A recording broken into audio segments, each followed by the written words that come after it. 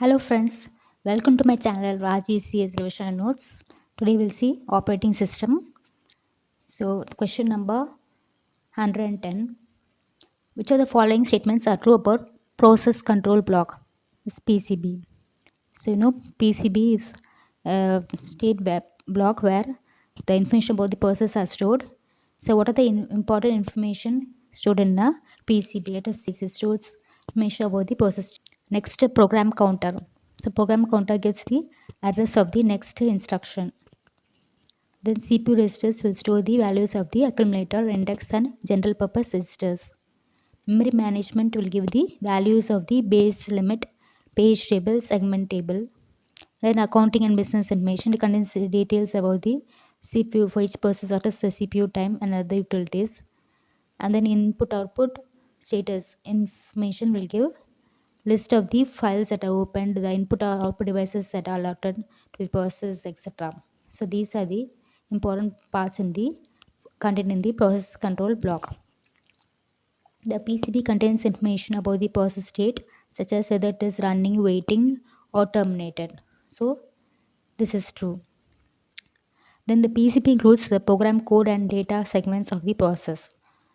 So the PCB does not contain anything about the program code. The PCB stores the process memory management information such as page tables and segment tables. Yes, because it has memory management. PCB is used to track scheduling information and CPU registers for process execution. So PCB can track the scheduling information. Yes, it is true. So the answers A, C and D. The answers option third, that is A, C and D is the correct option. Next question number 111. Which of the following statements are true about privileged instructions? So you need to know what is about privileged instructions. So privileged instructions means they protect the OS and other critical components from malicious or accidental damage by the user level programs. So it can be executed only in a specific protected mode or kernel mode. So instructions occur only in the kernel mode or protected mode. Hence the kernel mode is called the privileged mode, and then the user mode is called the non-privileged mode. So examples of privileged mode are operations where the OS interacts with the hardware, the context switching where OS executes one process to another, and memory management process. Now let us see the problem. The following statements are true for privileged instructions can be executed only by the operating system kernel and not by the user applications. Yes, it is executed only by the operating system kernel. So this is true.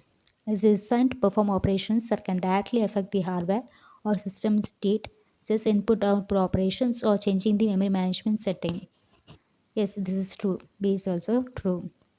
User applications can execute privileged instructions if they have to correct permissions set by the operating system. No, user applications cannot execute privileged instructions, as you've seen. And it is usually executed in user mode to ensure safety and security of system. No, this is also false. So C and D are false. So only A and B are true. So the answer is option 1, that is only A and B are true. In question number 112, it's about mutual exclusion. So which of the following statements are true about mutual exclusion and concurrent programming? So you know what is mutual exclusion. So mutual exclusion means that is if a process is executing in the critical section, then other process must not enter into it. So this is the condition for mutual exclusion. Only one process can execute in the critical section. But a critical section can have access to many processes. At time, many processes can access the critical section. It is like a common section where all processes can access, but only one process can execute inside it. Now let us see the question.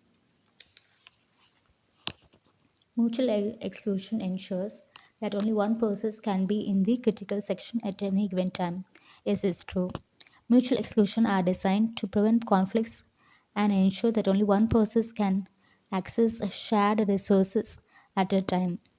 Yes, it's true. Mutual exclusion can use various algorithms to ensure that processes do not enter the critical section simultaneously. Okay, that's true. Mutual exclusion allows multiple processes to access the critical section simultaneously to improve performance. So D is false. So D is false. So what is the answer? So A, B, C are true. So the answer is 112. First option, that is 1. A, B and C are true.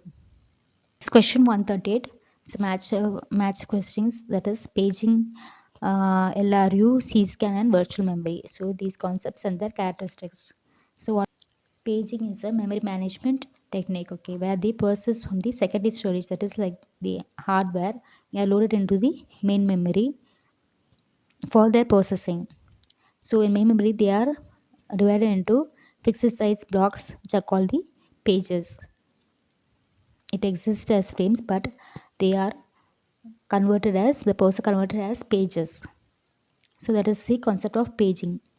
LRU is page replacement algorithm. Here LRU means least recently used page. So page replacement algorithm, the page that is to be replaced is the one that was used least recently.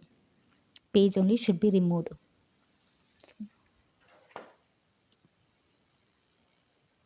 Next is C-scan. C-scan stands for circular scan. So scanning is a disk-scheduled algorithm. It improves scan by uniformly processing the inputs. So another name for scan algorithm is elevator algorithm.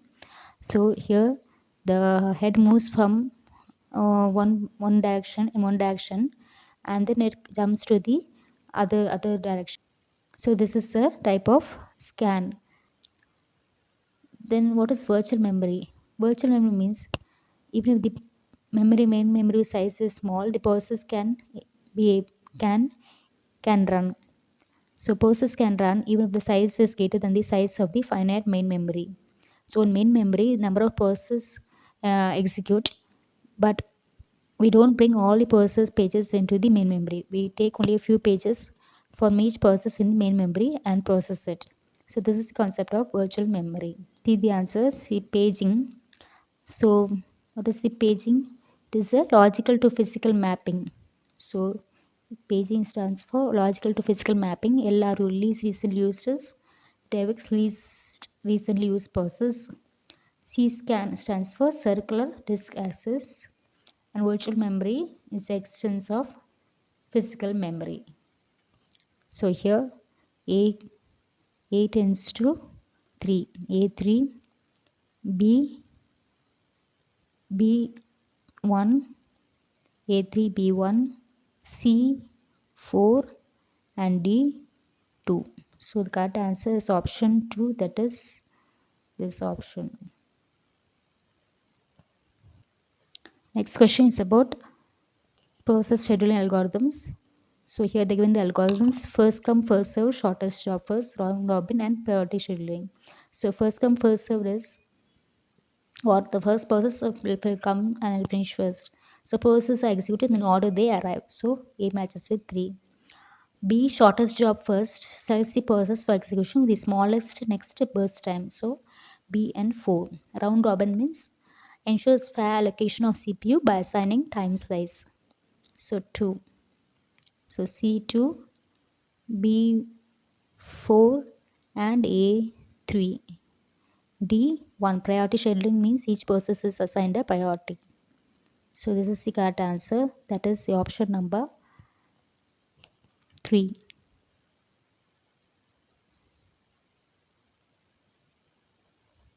The banker's algorithm is a critical deadlock avoidance method in operating systems designed to facilitate resource allocation without causing deadlock. It operates by maintaining information about the maximum resources each resource may require, the current allocated resources, and the available resources in the system. The algorithm checks each resource request to determine if granting it would leave the system in a safe state, meaning that there is always a sequence in which all processes can complete the execution without getting stuck due to resource unavailability. Each process must specify its maximum demand for each resource type before it starts execution. When a process requests additional resources, the algorithm checks if granting the request will keep the system in a safe state. If so, the resources are allocated, otherwise, the process must wait until its request can be safely fulfilled. So, banker's algorithm is it's a method in which the process which compete for a resource. So, here in mutual execution, the process compete for a critical section, that is a part of the code where the is common for all. So, thus that condition leads to racing condition where each process will give a different answer for if they use the same critical section. But here the processes they compete for a resource. So when resource is unavailable, though, then each process will not be able to perform, and it gets in a deadlock situation where neither of any process will can execute. So banker's algorithm, what does it? Just allocates the resources. Now let us see the questions. What information is used to determine if a resource request can be granted? So available resources and correct allocation of each process, CPU utilization of each process, number of processes waiting for resources, arrival time of each process. So what is the answer? The answer is the available resources. So it will determine only if the available resources and the current allocation of each process is correct. Okay. What is the primary goal of the banker's algorithm? It allocate resource optimally. It prevent process from requesting resources. It helps to detect and recover from deadlocks and to maximize CPU utilization. No, it doesn't prevent process from requesting resources. So all the process will request some resources. It does not detect and recover from deadlocks. It has no way. It just prevent deadlocks, but it does not detect and recover from deadlocks. And it does not do any CPU utilization, maximize it. So the correct answer is to allocate the resources optimally. Is the correct answer. So the following is not a requirement for banker's algorithm to grant a resource request. So it's not a requirement for banker's algorithm to grant a request. So requested, it's not a requirement means all these are requirements. The requested resources must be available. Yes. The system must be in safe state after granting the request. Yes. The request must not exceed the maximum resources the process can request. Yes, true. The process must be the only requesting resources, but this need not be a requirement. Okay. The process must be the only. No, a lot of process will compete for a resource. So this is all the requirement. So question number 149. What is the significance of banker's algorithm in terms of resource management? It ensures that all processes can finish the execution without deadlock. It eliminates the need for processes to request resources. It accelerates the execution of critical sections and processes. It minimizes the number of context switches between processes.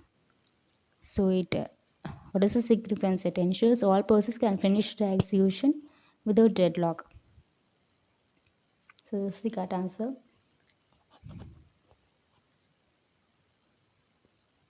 Which data structure does the banker's algorithm use to maintain the state of the available maximum and allocated resources? So what is the data structure used by the banker's algorithm? It's a priority queue, hash table, wait for graph, matrices and vectors. So graph. So after just it maintains after which process will occur. So it is a wait for graph. So friends, we have completed all the questions from operating systems. I hope this was useful to you. Please do like, share and subscribe to my channel, UGC Revision and Notes. In the next video, we shall continue with the next unit, that is computer architecture. Thank you.